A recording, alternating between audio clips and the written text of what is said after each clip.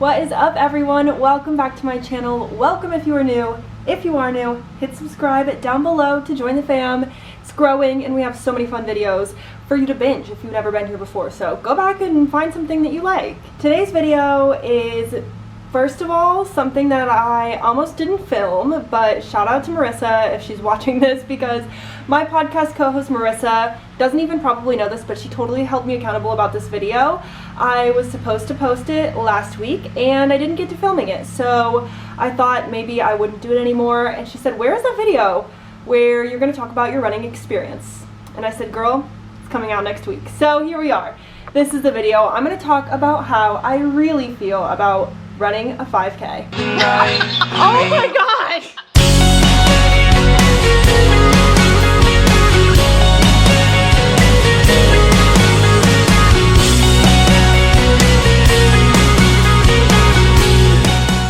So I have some notes, you guys, and I'm just gonna ramble and put it on the internet because that's what I'm doing. I'm gonna tell you guys the timeline and then some changes I noticed physically from running the 5K and my thoughts overall. And that's gonna be the video. So I'm excited to tell you guys what I thought. If you haven't seen my running video yet, you might be a little confused, so that's okay. Just tap at the top of the screen on the box that pops up if you'd like to go watch that. It's from 2 weeks ago, and it was me sharing my journey of doing couch to 5K and running a 5K after never running in my life before. So it's really exciting and really cool, but that had my whole entire experience start to finish, every tear, every smile, like all of it. So if you'd like to stop here and go watch that, I encourage you to.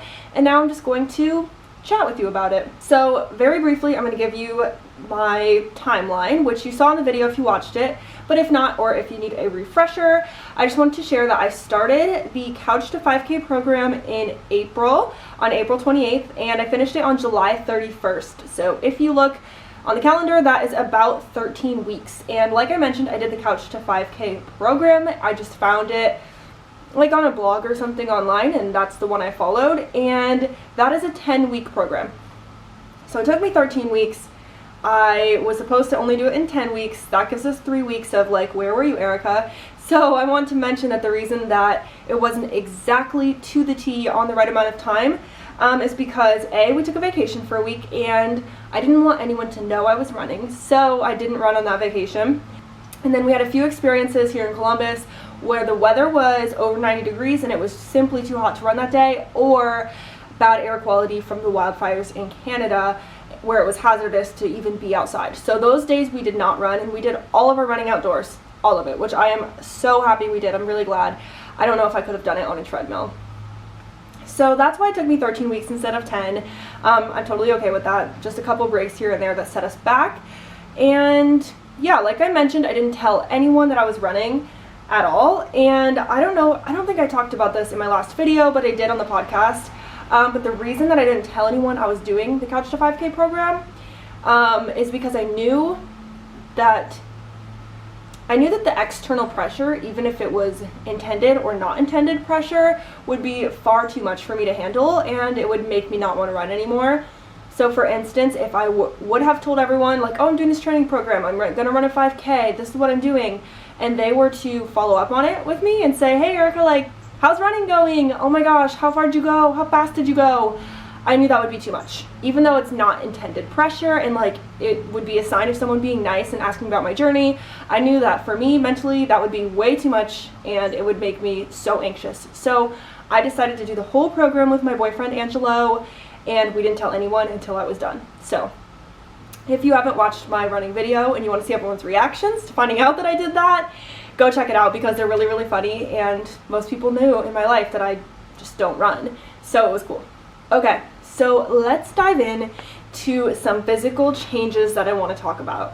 So I have lots of things to talk about, but the first thing is that when I decided to do this, I wanted the health benefits, if you will. So I was like, I want to live longer, I want to be more active, I want to be able to walk and run and play with my kids someday, and all of these things, have a dog, be able to take it on walks, all of that. Regular everyday life things, I want to prolong those. And I want to be fit and healthy and active, so that's why I decided to do this challenge.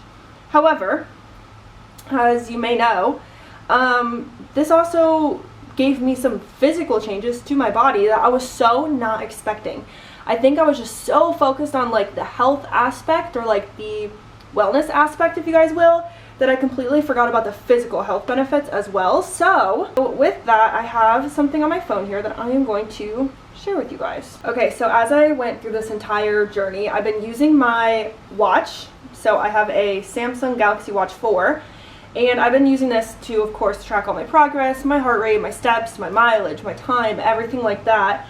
But what I also have on my watch that I just completely forgot about it until the end. So it has a thing where it does a body composition scan, and it gives you lots of stats about your body. And I found a couple things here really interesting. So the last time I had done this, because it's not a feature that runs automatically, you have to do it yourself. The last time I had done this intentionally was in December. Okay, so you guys know I started running in April, so there's a big gap there of like pre-running and post-running. However, up until doing this running challenge, I would have considered myself, since December of last year, since this time last year, pretty stagnant and non-active. I would go on walks or hikes, and I went to dance class about once a week.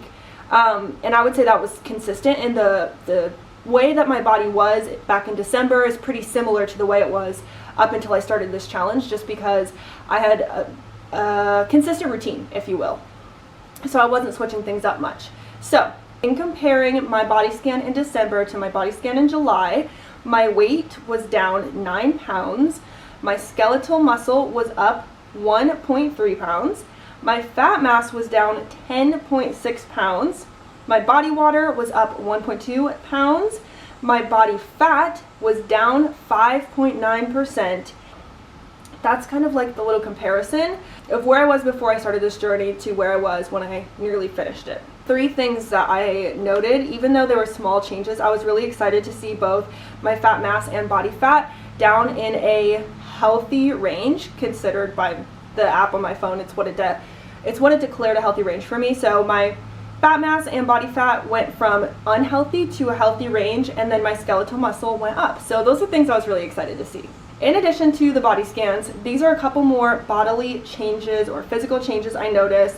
I'm going to go through them really quickly, but no more shortness of breath. I had, prior to this, always been short of breath, especially because I talk a lot. I'm probably doing it in this video where I just talk so fast and I get out so many words that I kind of get a heavy breathing thing going. But I especially noticed it when climbing stairs or doing anything of that sort that's an everyday life task where I would normally get out of breath. I wasn't anymore. I could just walk up and down the stairs, go do the laundry, take it upstairs, go do the laundry, take it upstairs, over and over, and feel totally okay. So that was a super, super awesome change to notice. I also noticed that I was able to do more in the day without getting fatigued. I think this is more mental than physical, to be honest. I think running really gave me a little bit of a mental outlet. Whether it was hard or whether it was fun or whatever I was feeling while I was running, that's all I was feeling. I wasn't thinking about the work at home. I wasn't thinking about the day I had. I wasn't thinking about what events were coming up next week. I was just running and thinking about running. So that provided my mind, I think, just a lot of clarity, and it took a lot of stress out, even if the run was hard that day. So I found myself having more mental clarity and being able to get more done in general and feel a little bit better. I also had, this is a big one that I find so interesting because I just didn't expect this at all. But I had to learn how to adapt to having a larger appetite. I was so much hungrier than before. And I will say that when I get my period around that time of the month, I get so hungry. I don't know if anyone else is like this. Well, I do know. I do know that this happens to other people. Some people are different than others. But I know that some people do have a lot of, what is it called? Like being unsatiable around your period. Insatiable around your period. And I felt so insatiable all the time when I was running. And I think I just realized it's because I needed to take in a little bit more. It wasn't a dramatic change to where I was eating like double what I used to eat, but I was so much hungrier for having a snack or bigger meals or more meals, etc. So that's something I noticed that was weird to adjust to, but I think it totally makes sense. Final thoughts before we close out this video. So these are just my random thoughts that I kind of wrote down in my notes to share with you guys. So the first one is that progress tracking was challenging with this program, and I talked about this on my podcast, but I haven't said it here, so I really want to get this across because it was one of the biggest messages and like outcomes to me, is that it was hard mentally. It was so hard mentally, and it was hard to keep track of the progress in my mind because on a program like this, Couch to 5K, you start from running for 0 minutes to running a 5K in 10 weeks. It's pretty tight. You're running 3 to 4 days a week, but every single time that you run longer. Okay, so if you watched my video, you would know exactly what I mean. On the first day, maybe I ran 3 minutes. And then the second time I ran, maybe I ran 4 minutes, and it would just add a little time each time. The reason that that is so hard and honestly defeating is because you never get to realize how far you've come, because it never feels easier. And the reason for that is because you're making it harder every time. So I hope I'm like not talking in a circle, but like bringing it all the way around in what I'm trying to say, which is that every single time I ran, it was harder than the last time. And that made it so mentally challenging. Even when we'd get to running 10 minutes or 20 minutes, and my boyfriend Angelo would be like, babe, you just ran 20 minutes. You couldn't run 4 when we started. That's incredible. And as much as that was awesome to hear, I couldn't get it through my brain because I was still struggling, and I felt like I should be having an easier time if I was so great at running. So all that to say, it was really, really hard mentally for me to keep pushing on when each day got harder. But I wrote a little side note there, which is an Angelo idea, so credit to Angelo for this. I think it would have been nice to stop in the middle of the program multiple times and insert confidence runs, which is what Angelo was calling them. But for instance, if I had run for 2 weeks and I've gotten myself up to 10 minutes, maybe the next run, I would just run for 2 minutes, just like I did on the first day, just to reinstill in my brain that 2 minutes came so much easier than the first time I did 2 minutes. I'm gonna stop talking about this because I feel like I'm getting confusing, but I hope you guys understand, okay? I wrote, track your progress. If you want to do something like this, it's been really cool for me to have tracked my progress and be able to see how far I've come. Like I said, it was really hard in the moment, but I want to say that I use the free version of the app Strava. So this was recommended by Angelo. I really enjoyed it. I think I had a premium version for like the first 30 days, which was really nice. And then it just put me into the free version, which is fine. It works well with having a fitness watch, so I just use my Galaxy Watch. I'm sure Apple Watch, everything would be super easy. And it tracks your route, so it'll show you the GPS, map of your route, your heart rate, your time, your steps, whatever, all of that kind of stuff. It'll tell you when you hit your personal best at a mile or at a certain amount of distance, etc. So I highly recommend Strava. And progress pictures if you want to. This is something, like I said, it never even crossed my mind to like take a mirror selfie and then take a mirror selfie in the same outfit a few weeks later and a few weeks later. But if that's something you're interested in doing, it's a great way to see your progress. So finally, 2 more thoughts to close it out. So the first one I wrote is that I am very happy with the choice of doing the challenge. I have so much pride in myself for doing something like that. It's incredible to me that I was able to just run a 5K. I never thought I'd be able to do it. I really didn't. I had low self-confidence in this program when I started, and so being able to have done the challenge, finished it, it feels good and it's encouraging to me. And I told Angela this, I truly believe that even if you've never been a runner, if you are physically capable of running, I think you can run a 5K. Even if you've never run before in your life. It was so much more mental for me than physical, and the physical was hard, but it's so mental. It's a mental game. So I just want to encourage you, if you're thinking about it, do it. I wrote that I hope to sign up for a future 5K. That's my closing thought. As you know, if you watched the video, we just ran a 5K like at a park.